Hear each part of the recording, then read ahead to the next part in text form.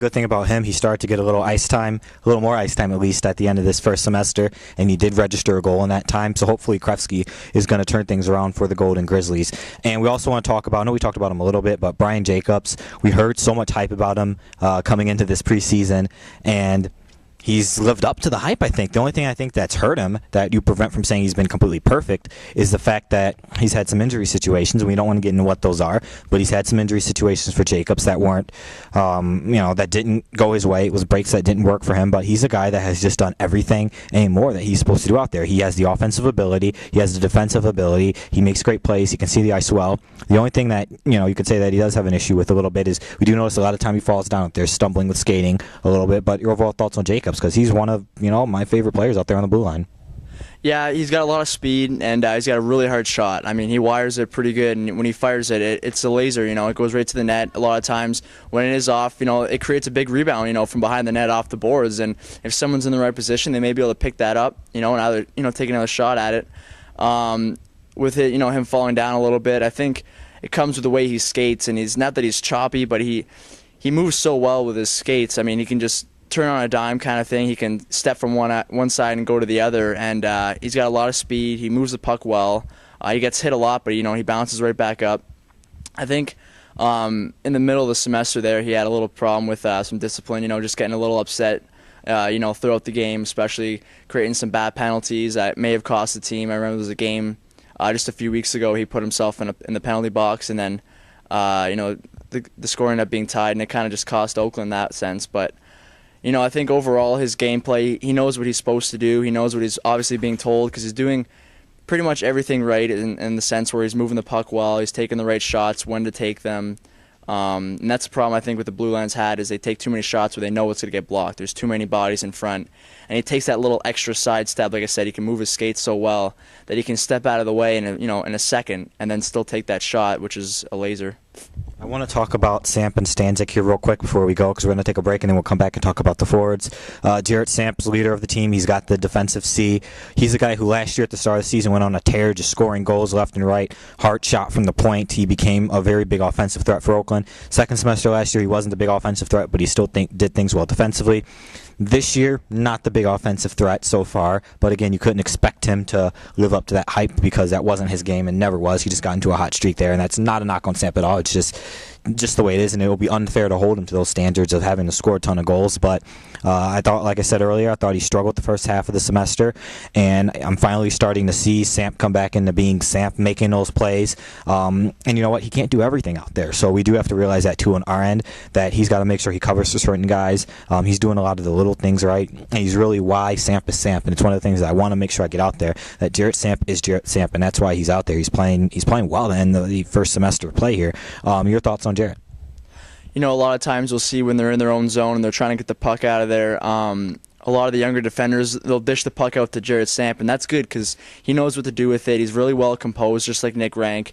He's wearing the C on his shirt, and he knows exactly what to do. Doesn't really make the certain mistakes that the younger guys will make, but when he does make a mistake, he knows how to cover it up and try and make sure that doesn't happen again.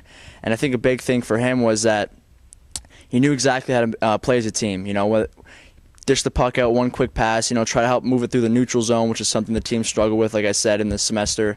And like in the first half, keeping the puck in the zone, letting it slip by him over the blue line, which is something that he definitely stepped up as the semester closed out.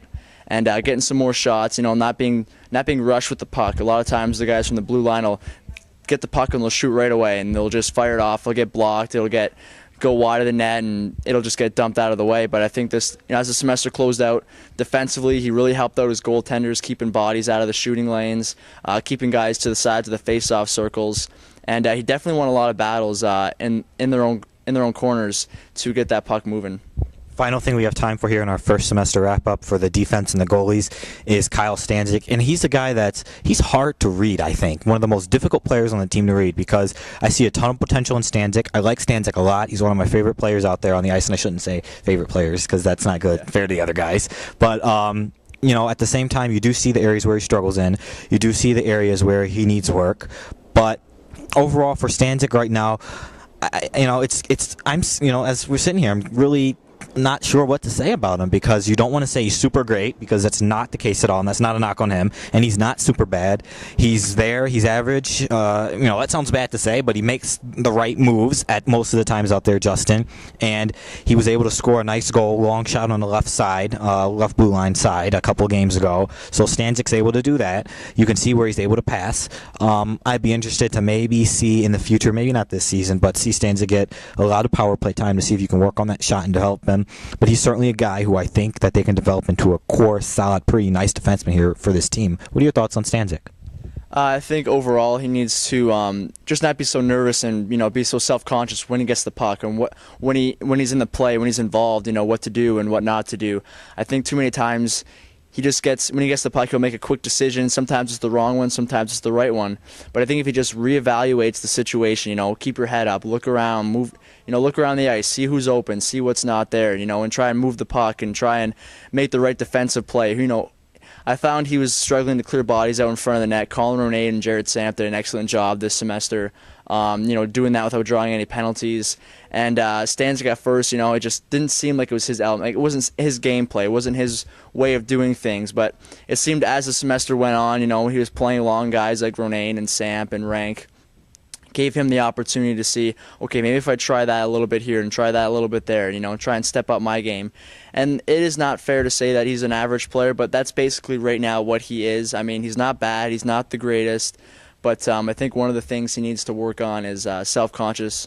He takes criticism just a little bit too much the wrong way sometimes. Instead of using that to his advantage and to build up on that, he just kind of takes that personally and just kind of, almost tries to change things in the wrong way and get away from what he was doing well, and then he just focuses on the wrong things at times. But overall, he had a couple good opportunities offensively. He had the goal, the one that you predicted that one night, and he was pretty happy about that, and we all were as well. But I think for him, if he just keeps doing what he's doing well and just take the criticism that he gets and just kind of build on that and just keep watching the other guys like Ronayne and Rank and Samp, and he'll learn a lot. All right, well, that's all the time we have for the first part of this little show that we're doing here, our first semester recap. We'll be right back.